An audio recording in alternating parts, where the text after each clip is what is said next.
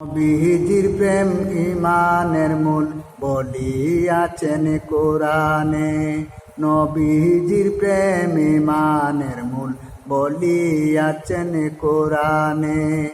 আমার মাওলা বলে নবীর প্রেম থাকিলে, আমার আল্লাহ বলে নবীর ভালোবাসা থাকিলে, জান্নাতে প্রবেশ করাবেন আমার মাওলা বলে। জান্নাতে প্রবেশ করাবেন আমার মাওলা যে বলে।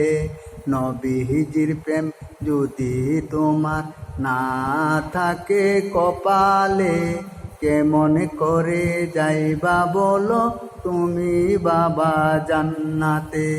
কেমন করে যাইবা বলো তুমি বাজান জান্নাতে।